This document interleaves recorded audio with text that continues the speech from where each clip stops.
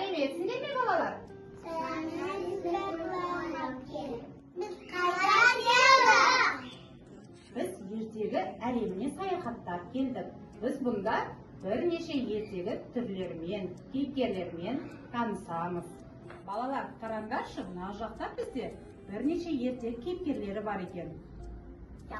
Балалар, біз бұнда Фартук ертегі кейіпкерлерімен танысуға келдік. Қараңдаршы, бұл жерде ертегі кейіпкерлерін әдемілеп Фартукке өңдеп қойыпты. Осылармен біз өзіміз ойнап таныса білеміз. Сендер ертегі кейіпкерлерін білесіңдер ме? Біз ертегі кейіпкерлерін әртүрлі бейнесін көрдік. Бұл бізде сүзгі театры екен. Ал енді осы сүзгі театрмен бір көрініс сомдап көрейік. Балалар, қараңдаршы, мына жақта бізде бірнеше ертегі кейіпкерлері бар екен.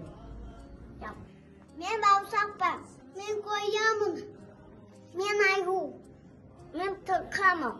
Балалар, біз бауырсақ ертегісін қоныс тәсілімен сомдап көрейікші. Қараңдаршы, бауырсақ ертегісін әдемілеп қоныс тәсілімен де жасап қойыпты.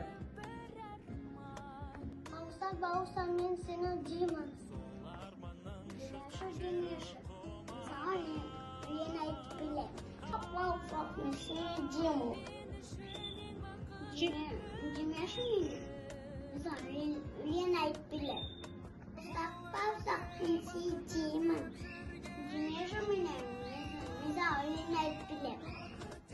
Балалар, сендерге ертегі кейіпкерлер ұнады ма? Біз қандай ертегі сомдадық? Бауырсақ. Жарайсыңдар. Ондай болса, балалар, мен сендерге бүгін жаңа ертегі оқып берейін. Жүріңдер, біздің әжеміздің ертегі әлеміне барайық.